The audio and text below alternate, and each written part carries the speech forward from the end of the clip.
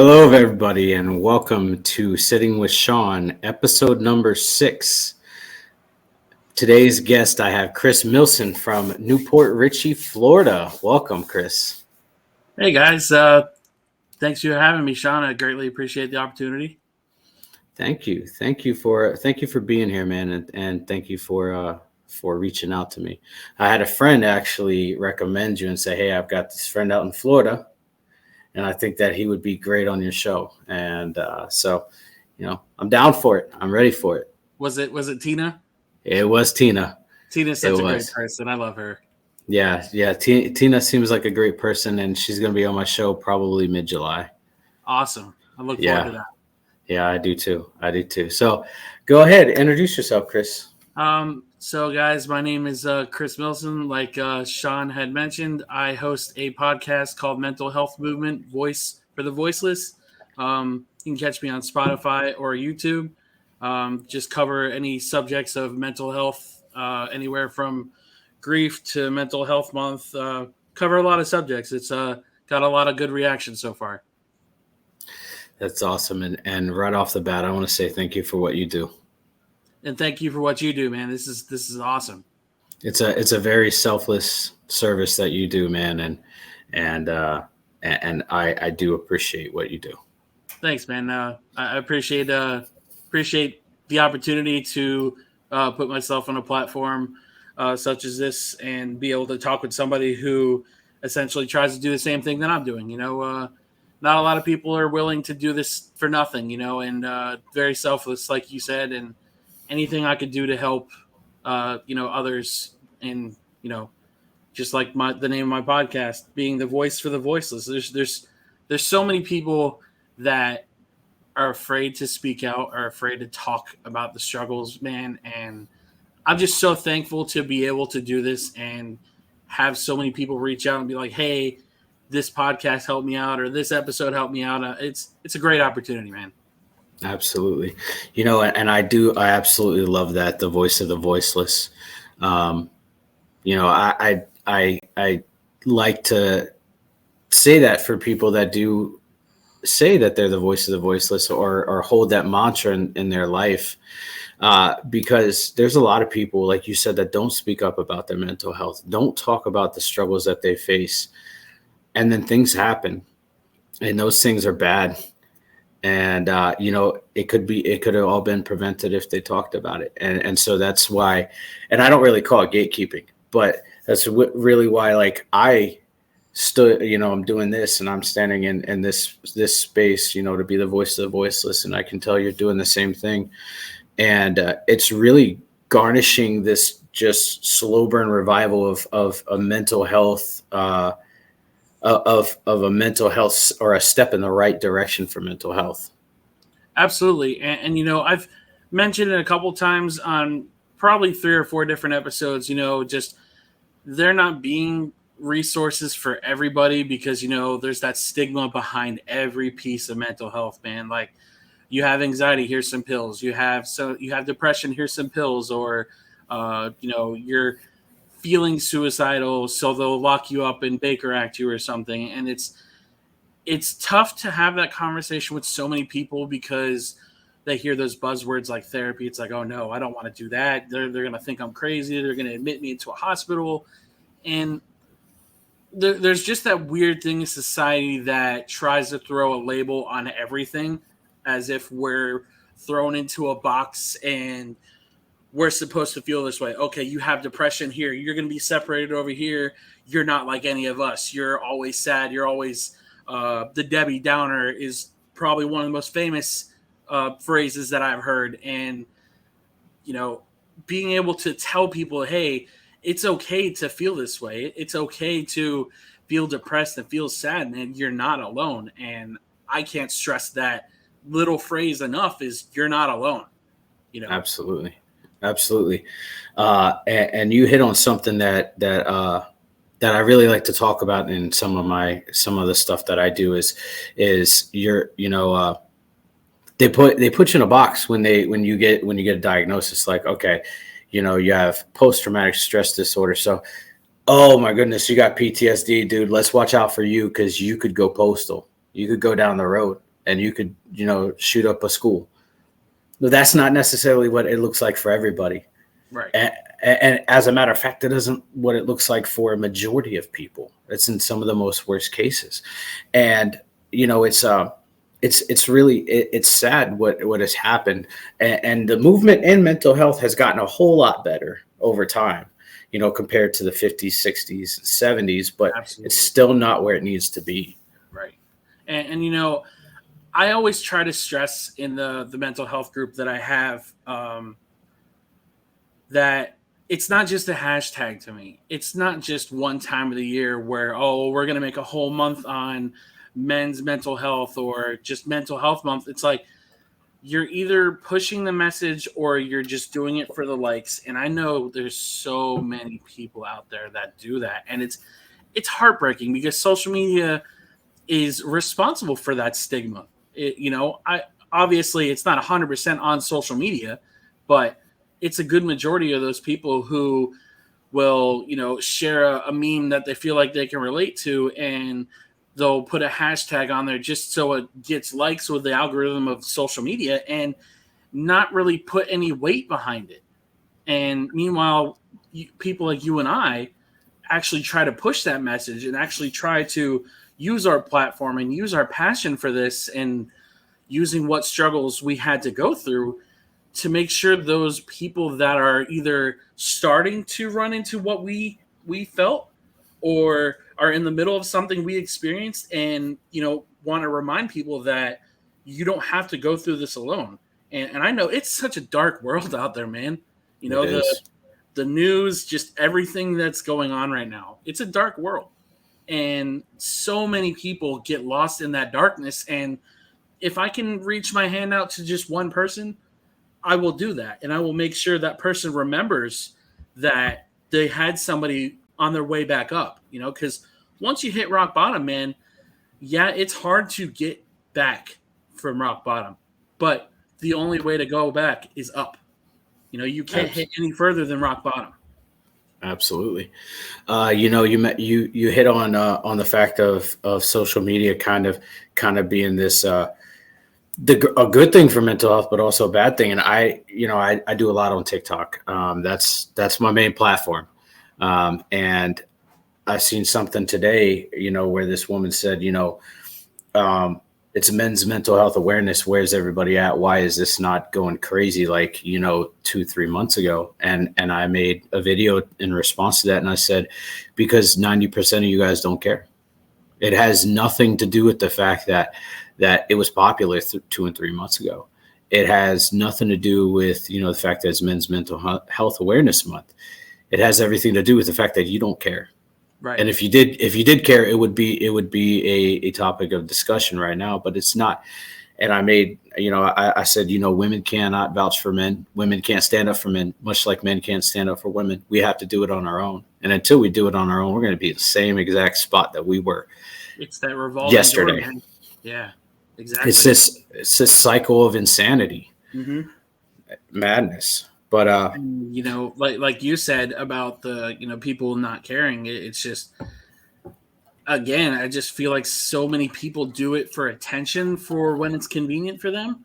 And I remember making a post on Facebook maybe about 3 months ago saying, I know not too many people on my main page really care to hear about it, but we're growing the group. I'm at 1,300 members now, almost 14. And I literally said, nobody outside of the mental health group really cares. And I wasn't doing that for, a cry for woe is me, nobody cares. It was calling out those people who just seem to post stuff when it's convenient instead of actually trying to push this movement that it goes so much further than just June being Men's Mental Health Month or May being mental health month. And it's just, like you said, it's a cycle of insanity. Absolutely. And, that's why the podcast, I don't care to get 100,000 followers on YouTube when I upload it or on Spotify, because the people that are going to need to hear the message are the ones that are going to receive it, and they're going to hear it in a time when they need it. And if and that time may be today, maybe tomorrow, maybe a year from now, but they're going to see it, and that is going to impact their life. Something about it is going to impact their life. That's why I don't run after numbers, because to me, it's not about the quantity, it's about the quality. And so, yeah, I've never been like that. I don't care how many followers I have on TikTok. I don't care how many friends I have on Facebook or any of that, Yeah, because you're going to receive what you need to receive when you need to receive it. exactly. And it's interesting that you brought up the numbers part, because when I was originally doing when I originally started the podcast, it was greatly received, and got a lot of reaction. And then I kind of started remembering, it's like, okay, when I had a podcast for one of my other passions, it was good for like 2 weeks. People were sharing it. People were, oh, I listened to this. This was great. And then that support falls off because, again, social media being like, we care about this for X amount of time. And then all of a sudden, okay, you're just doing a podcast every other week. And it doesn't hold water for a lot of people. So going into, I think, episode 9, this would be for me podcast wise. I think my average is like 23 listeners. Hmm. And I said in my last podcast, it's like, listen, like, as much it would be awesome to hit 100,000 people, that number would look great on paper, right? How many of those 100,000 people do you think are going to reach out to? How many of those 100,000 people are going to make sure that you're okay?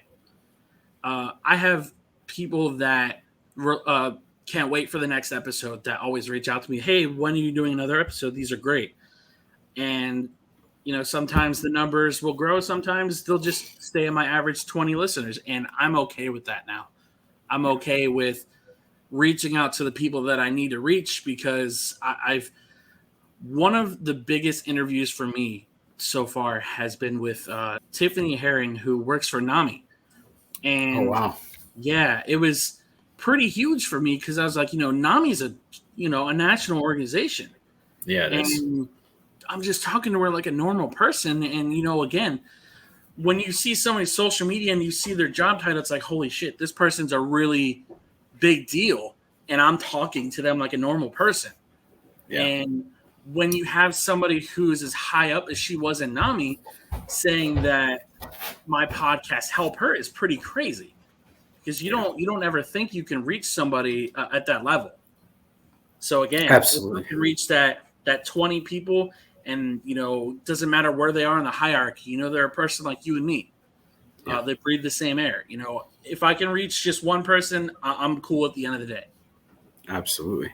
It's crazy because my one of my mentors. Oh, well, I have two mentors in the peer support field, and one I interviewed this past week, and I was really humbled by her. She was the one who actually kind of opened the door for me to be peer support.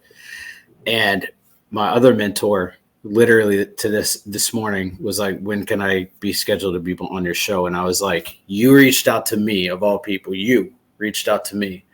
And this man is a director of a clinic up here in Alaska. He's super busy all the time. Right. This man, he co-founded the alumni program that I am now facilitating in, that I told you about before. Like, this man, I look at him and I see the Godfather. You know what I mean? I look at him and it's like, this man can do no wrong. And he reached out to me and said, "Hey, when can I be on your show?" And I was like, I feel like I'm at the pinnacle right now. Like, It's moments like that, man. Like when yeah. you can interview somebody who inspires you, it's such a different feeling from anything else. It's incredible. Absolutely. Absolutely. So I'm really excited about that. And actually I'm recording Thursday with Nice. him. So Very yeah, nice. I was just like, man, this is great. This is great. And it's getting to a point now where, like, I used to be scared. I was scared getting on camera and talking about certain things. And I think you might be able to tell in the first video I did, I was kind of like looking down and not really Right. talking. Shame on me for who I was, and Right. shame on me for who I am now. But now it's like, I enjoy doing this and I love hearing people's stories. Yeah.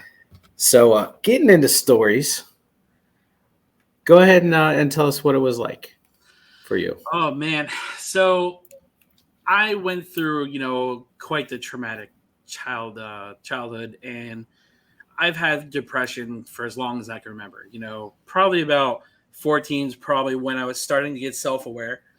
Fast forward to 2019, I was part of this Suicide Prevention's Rocks page on Facebook, and they were just about posting positivity rocks that people were painting and stuff. And I'm like, okay, I'm gonna make a post and I'm gonna see where it goes.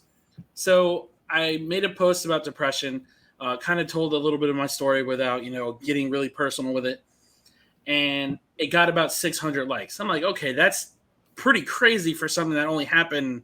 I think it was only a week, and I was at like 639 people. Oh wow!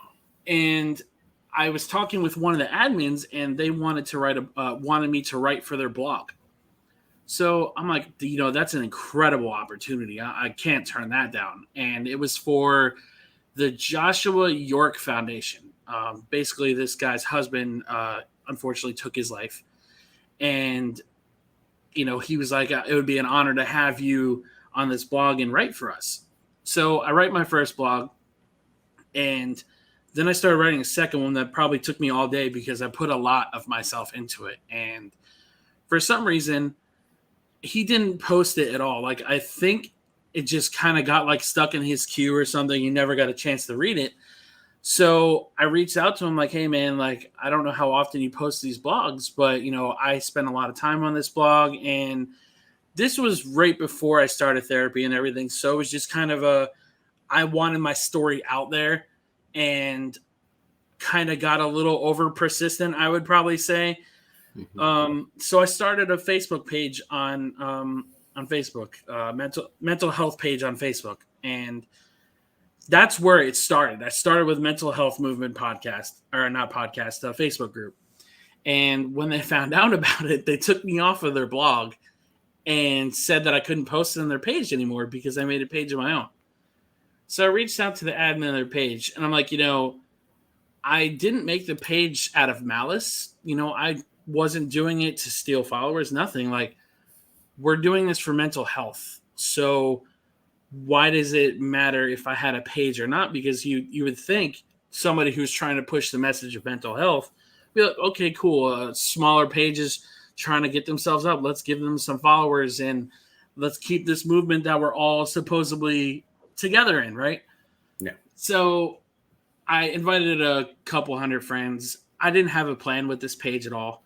It was just kind of a mental health group. Here's your safe page. Here's your safe space. It started growing. And I think November of 2019 was when I made it. June 11th, right now, we have 1,381 people now. And that's awesome. Every time I read the number to my therapist, it's like, I wasn't expecting this to grow. I had no plans for it. So about a month or two ago, I think we're on 2 months now, I'm like, I kind of want to do something with this page. So I started the podcast. My therapist lit up like a Christmas tree when I told her about it. She's like, a podcast? That sounds incredible. When are you going to start it? So I did the first one on anxiety. And like yourself, super didn't want to be on the camera. So I did audio for maybe like the first 5 episodes. And I did it on anxiety. I thought I covered a lot. I did the breathing technique out loud. Like, oh my God. When I go back and listen to it, it's kind of like, Jesus, why did I do it the way that I did it? And everybody's like, yeah, you could have probably done without doing the breathing technique out loud. Next time, maybe do like a countdown in between breaths, and that would help somebody better. So I wasn't expecting like people to reach out to me and be like, hey, I want to be on your podcast. But the girl from NAMI and a holistic healer counselor or therapist also reached out to me to be on my podcast.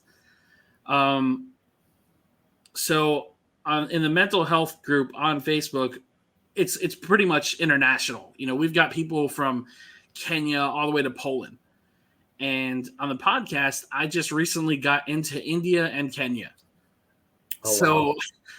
It's been a roller coaster of a journey because, like I said, when I made that Facebook group, I didn't think there was going to be the reaction that it got, that movement like you and I are trying to push. I wasn't thinking that there's going to be 1,300 people, nonetheless 100 people that were going to join and start posting. It started out as public, and somebody had brought it up to me like, hey, I really want to post on here, but I saw that the group is public and I don't feel comfortable sharing my story because what if my family sees this? And, pretty much the typical, my family are full of narcissists, or they'll use whatever I'm talking about against me. So I'm like, all right, I made it private. More people joined, and more people even posted after I made it private. And it was pretty crazy when you notice growth as quick as we got. I think we got 600 members within 3 months, and it was Wow. pretty insane. That is wild. That is Yeah. wild. You hit on something that that strikes a chord with me, and it's not something that you did or anything like that. It's we're all working toward this common goal of Hmm. trying to be, trying to empower other people to get some form of mental health assistance, or at least talk about their story. Um, but other people don't want to do that, and don't want to work as a team, and they want it, for themselves, and that's something that really that bothers me, and because we are supposed to be working as a team. Right. It doesn't matter the title of a Facebook page. It doesn't matter the title of a TikTok or a YouTube. We're all working toward the same goal of getting people better, so that they can empower other people to be better. I had somebody that helped save my life, and that person empowered me to help save other people's lives. In turn, I'm doing the same thing for them, and that's the direction that we all should be moving in, not going at it alone. Right. And it broke my heart when I had that conversation with them, because it was kind of like they were accusing me for betraying them. And I was just like, I was posting stuff in the blog that weren't getting shared. And again, this was before I started therapy and before I learned patience and self awareness of how I talk to people and whatever. And it just kind of got to that point where I was just like, I'm putting my heart into every one of these posts, and I want to help people just as much as you guys do. And you're not giving me the chance to share my story. And I understand everybody's always got something going on, and that's completely fine. I'm not here to, essentially put a metaphorical gun to your head and be like, all right, I want this posted right now. Yeah. But I wanted to share my story, and when I made the mental health movement group, I shared things on that page about my family that I thought I would never talk about in a million years, and a lot of them got graphic, and it was all me, and that's what I wanted to do. And a lot of it got positive response to me, like, hey, if you're sharing your story, that inspires me to share my story. And let me reach out to so and so who's going through grieving, or who is going through a divorce or something, and let me tell them about this group so they can share their story. And Yeah. like I said, we started getting a lot of momentum, and a lot of people started joining and sharing their stories. And that's all I ever wanted to do, was share my story and pray that it could help somebody else. Absolutely. And that's the big thing. And when we're not afforded that opportunity, I know for me, and I don't know if it's the same for you, but I know for me, when I'm not afforded that opportunity, it makes me feel like what I have to say doesn't matter. Exactly. Like, And you I don't feel feel less validated. than. Yeah, and I Yeah. feel less than, and that I'm being looked down upon. Right. And that's a really bad feeling to have. I Exactly. live I live my life like that for as long as I can remember, up until very recently. And that's not a way to live your life. Exactly. And I don't want to make anybody else feel not validated with their feelings. But if somebody's saying something wrong to you, or somebody is sharing an opinion with you that you don't necessarily agree with, you know, it's all about how you talk to people too, man. Like, you don't have to make somebody feel like their feelings or their opinions don't matter. It's like, hey, I don't really agree with what you said, but and turn it into a positive conversation. You don't have to jump right into confrontation and fill a conversation with anger for no reason. Because, Absolutely. again, when I talked to them about me making the mental health group, they were basically like, "Oh, well, why did you do that? Why this? Why that?" It's like, I'm trying to do the same thing you guys are doing, and you weren't giving me the opportunity. So I had to create the opportunity myself. Yeah. And I think one of the things that a lot of people don't realize is that a person's own recovery journey is their own. And like, I can't look at you and say, you're going about it all wrong. I can't, and the same thing for you. You can't look at me and say, I'm going about it all wrong, because it's a very precious thing that we hold, close to us. Like, I can't look at somebody that's been sex trafficked and they're in recovery for that, from the trauma to that, and be like, well, you shouldn't be drinking because X, Y, and Z. Well, they don't have a drinking problem. I do. So like, why am I trying to give them advice on a situation that I don't belong in? All I can do Right. is provide that support. And it's really important. That last part of what you said was, everybody heals different. And so many people, man, I probably say about 75% of people don't understand that. And that small 25% that you and I happen to be part of understand that grieving is different. Healing from a divorce is different. Whatever struggles you're going through, whether it's addiction, whether it's, use to self harm, everybody heals, everybody grieves so much differently than each other. And we live in that society now where it's just like, it's not okay that everybody's different. We all have to be in line and, stay the course, and heaven forbid you're different than everybody else. Yeah, and that is huge in my own recovery too. Is like I tell people, the moment that they ask for help, or the moment they say, do you have a suggestion or advice for me? And I say, yeah, I do. But before I do that, before I give you my suggestion or advice, I'm gonna let you know that it may not work for you, because it worked for me. And if it worked for me, it may not work for you. It might. But the thing is, in reality, is we're all different and we all respond to things differently. I know I can walk into an AA meeting and be completely fine and feel like I'm at home. But I have a friend that is like, I don't like AA. It didn't work for me. Well, Yeah, okay. It absolutely. didn't work for you. Right. And I know people that despise counselors, and they're like, I'll never go to a counselor in my life, but I'll stick with peer support. Well, that's cool. And I can relate to the same thing. So yeah, but what led you to get into recovery for your mental health? So I had lost a really close friend to myself, and saw that I was healing in a very unhealthy, toxic way. And it got to a point where, I almost took my life, because I slipped into a deep depression, and I just didn't want to deal with the pain anymore. And I remember stopping my car, and, I just parked it on the side of the road. I called out of work, and I'm like, I can't live like this anymore. Um, I need to find help. I need to get out of this fog that I found myself in. And the first two sessions of therapy for me, um, I cried nonstop for both sessions. My therapist told me that I didn't look her in the face for the first two sessions, not once. And by the end of my time with her, before I moved back down to Florida, um, she's like, it's amazing when you see somebody actually willing to put in the work uh, to get better, to set their mind straight after being in such a mess that I was currently in. And, you know, I always try to stress this to everybody about therapy. Therapy isn't for everybody.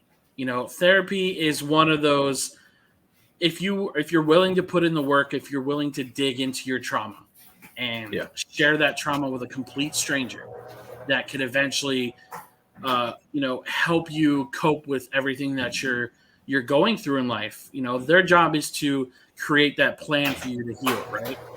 yeah, And as soon as people hear the word therapy, I feel like they just kind of like, oh, I'm not talking to a shrink. I don't want to talk about my problems. None of that. And I always try to stress it every time I talk about coping tools. Therapy is not for everybody. And I will stress that every single time because therapy digs in your heart probably deeper than anything else ever could. But Yeah. it's one of the most beneficial things I've ever experienced in my entire life. Not to say it didn't come with the trials and everything else, because I've had a total of 3 therapists, one of which kind of goes back to one of our conversations about everybody, not everybody wanting to be in this fight for the fact of passion or wanting to help other people. They're just doing it for a paycheck. Yeah. The therapist that I have now is a guardian angel. She has helped me bring myself out of the pit of darkness that I was in for so long. I lost a brother and I lost somebody very close to me in the last 2 years I've been with her. And she has been tremendous to, to help me get to where I'm at now, to be able to do these podcasts with yourself and be able to share my story and not slip back into that darkness again. Yeah. First off, I want to say I'm sorry for your loss. I really am. Thank you. I greatly appreciate it, man. That's I know loss, but I don't know loss on that level. And so once again, I'm sorry for your loss. I appreciate it, man. Thank you so much. And you hit on something that's really big, really big. The fact that there are counselors that don't benefit you. I've had counselors that have benefited me, but they ended up leaving, because their time was up. Then I had counselors that didn't benefit me and they just re-traumatized me. And then I've had staff of the counselors that didn't benefit me and it didn't work out. But my counselor I have now is great. He's an amazing guy. And I think and I've been in counseling virtually my whole life. And I think in my whole life, I can say I have probably 2 or 3 counselors that I could be like top notch. Absolutely. Those dudes really understand me, and those dudes really got who I was as a person, the essence of who I am as a person. It could really relate to me. But yeah, one of the things that I also do tell people that I try to help is that, you have to fit with your counselor. Like, you have to trust your counselor, because your counselor is the one that is going to be there and is going to be trying to give you advice and walk with you on this path. And if you don't trust your counselor, you have no business being in that session with them. And if they're not going to benefit you, you have no business being in there. And if they're going to re-traumatize you, you have no business being in there. Now, there are forms of counseling that are meant to re-traumatize you. So I went through PTSD or re-traumatization therapy or trauma-induced therapy, where I was forced to look at all the traumatic stuff in my life and revisit it, and it sucked so bad. That was some of the worst times in my counseling, but I trusted my counselor, and he's my current counselor, and he really handled everything greatly. Every emotion that came through, every angry reaction, hurt reaction, it didn't matter. He took care of me and made sure that I was all right. But if you don't have a counselor that you can trust, then that's where it all goes downhill.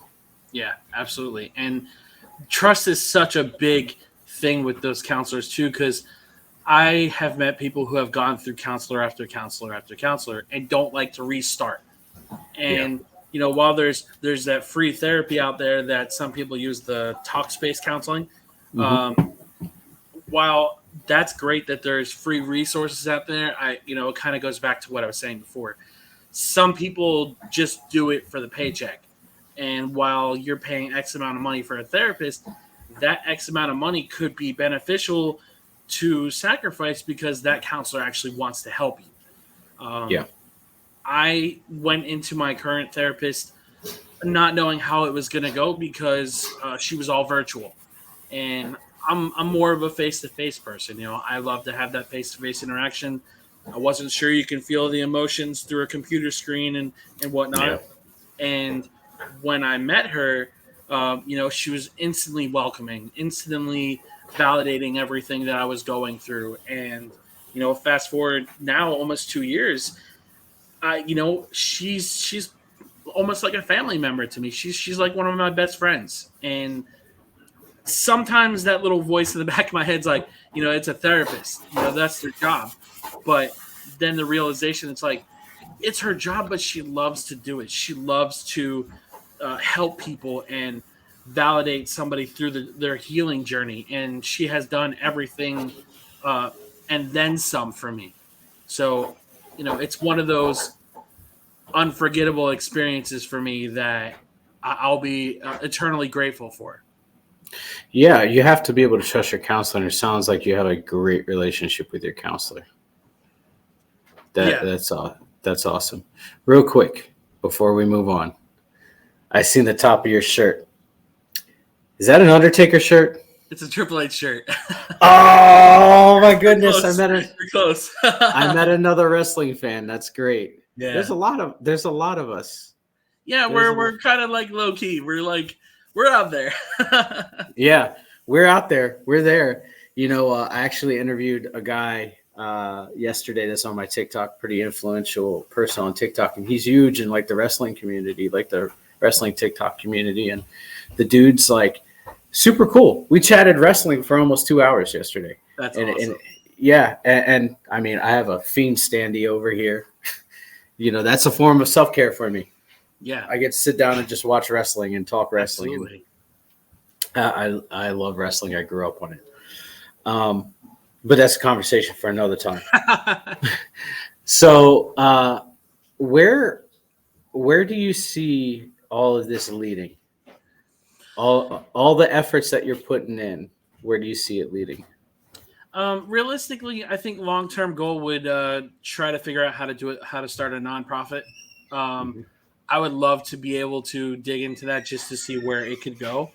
I haven't gotten that big exactly to chase that route, so it's just more small goals. Let's get to 2,000 followers, or let's get to X amount of listeners on the podcast before I think like gigantic goals. But I think long term would be a nonprofit. I would love to get bigger in the mental health community. I've done crisis counseling.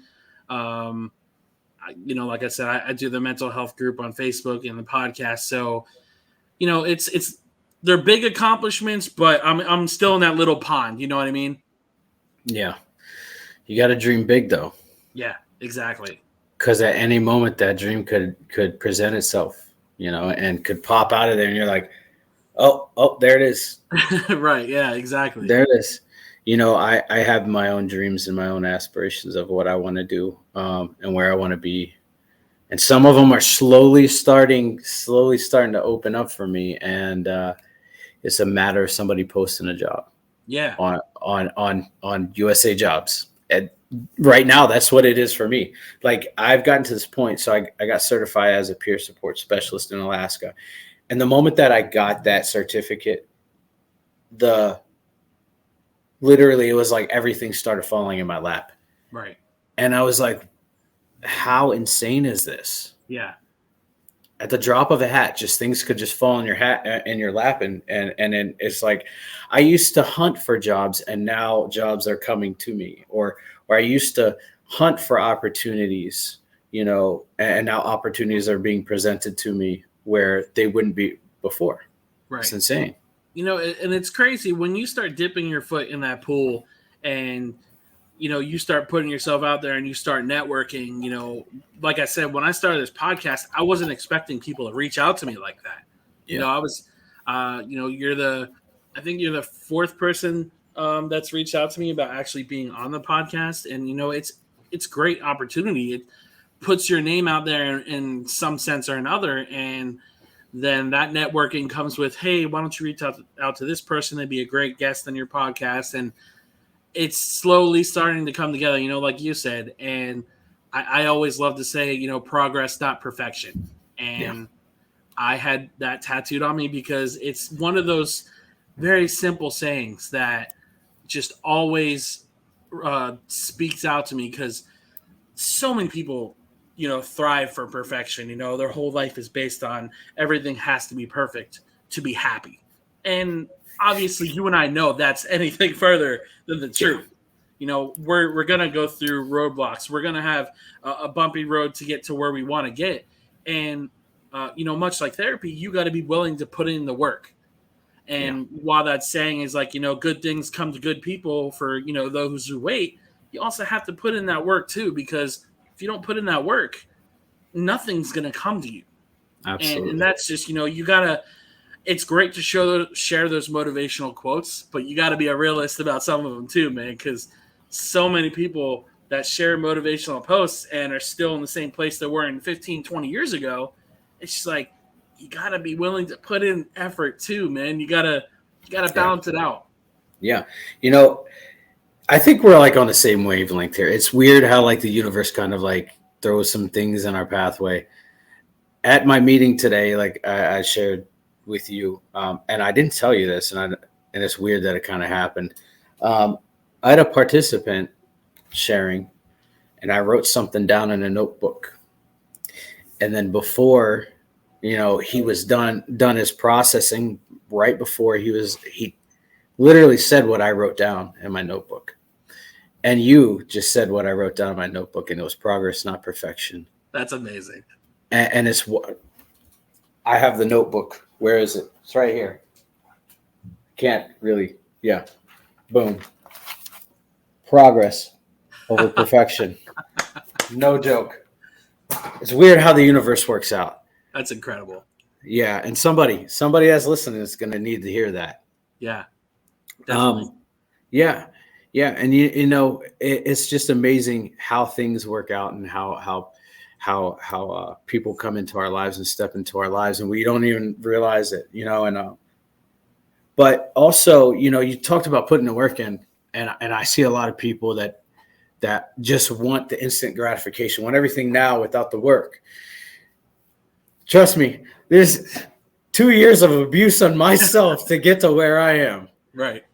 And I mean good abuse, where I'm going to counseling, going to AA, reaching out, doing community work service. But before then, a lifetime of abuse. And somebody said, "Oh, I'm here to support you and your podcast." And I said, "Look, this is bigger than me. I'm just the catalyst for other people. I'm the catalyst for my friends who shared the story. I'm the catalyst for people that come on and dump their soul out. I'm just the catalyst for a small catalyst for a movement that's going to start sweeping air very soon. Right. And it's not about me.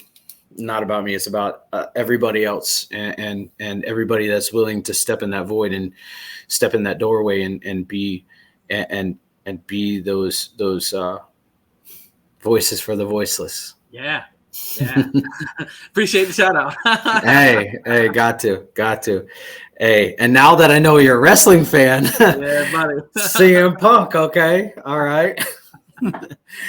But yeah. Anyways, before we jump off here, what do you have any suggestions or advice for anybody that's going through some shit and they don't know what to do? So I feel like the best advice you can really give anybody is, if you're struggling through, multiple things, and most of us are, it's never just one thing. Obviously, as going through what we go through every day, it's never just one thing. Try to tell yourself that it's okay to not be okay. It's, I'm not going to say you're not alone, because I feel like that's such a cliche saying to say all the time to people. I would say try to present to yourself all the things that you're going through. Go and try to tackle them one at a time. Don't overwhelm yourself. And always be sure to put yourself first. And that's self-care. That's putting up boundaries between you and other people. If you're not feeling like getting out of bed today, that's okay. If you don't feel like having a conversation with somebody, that's okay too. And you need to be willing to be okay doing those things. And once you can start putting yourself first, and this is going to be another plug phrase because I love to say it, be gentle with yourself. And it's such a simple saying, but man, when I was first told that phrase, it blew my mind because it's so simple and I didn't even think about it. All of us as humans we get so addicted to sabotage that you're just piling stuff on top of each other and you're stressing yourself out and you keep sinking like you're in quicksand. Be gentle with yourselves. Remind yourself that it's okay to feel the way that you're feeling. And I don't want to say reach out to people because I know how hard that is. But just put yourself first. Be gentle with yourself and try to tackle your struggles one at a time. Try not to overwhelm yourself. I love it. One of the things that I say is be gracious to yourself. Yeah. Pat yourself on the back because we as human beings, we're our own worst critic. And when I see somebody doing good, I'm like, pat yourself on the back, and they're like, yeah. I'm like, no, do it. Right. Do it. Give yourself credit because you've come this far, and you've worked this hard. And yeah, come this far could be 24 hours, but that's 24 hours that you were working your program, that you're better than the day before, but sometimes 24 hours is all we got. Sometimes an hour is all we got. We got to live minute by the minute. Yeah, exactly. And, so that's something that I say. And yeah, so I really appreciate you being on the show. You wanted to share something before we go? Yeah. So at the end of all my podcasts, I like to read off a quote that I kind of just look for on the internet. So this one is for Men's Mental Health, which is, all of June. And it doesn't have an author on it. It's just from somebody on Twitter. And it reads, men have a lot on their shoulders. Kids rely on men. Women rely on men. And who do men have to rely on? Themselves. This is why men need friends. Being an isolated pillar of strength can wear on the best of men. And this is why so many take their lives. Look out for your brothers. I love it. All right, Chris. So where can we find you on social media? On Twitter, you can find me on at Beacon of Hope MHM, which is the abbreviation for the mental health movement. The podcast is Mental Health Movement, Voice for the Voiceless. You can find that on iTunes, Spotify, and YouTube. And the Facebook group is Mental Health Movement. Sweet. Super excited to see where you go. And you know what? I might join your community. Yeah. I'm definitely going to have to send you an invite. I thought you were in there, but I'm going to have to send you an invite. Hey, send me an invite and I'll be there. Absolutely. All right, brother. Thank you so much for having me. Thank you for being here, and I really appreciate you spending this time with me, man. I really Absolutely. do. I look forward to your future episodes. Thank you. And everybody that's watching, thank you for hanging out with me for this little bit of an hour, and we'll see you guys next episode. Take care, guys. Sean out.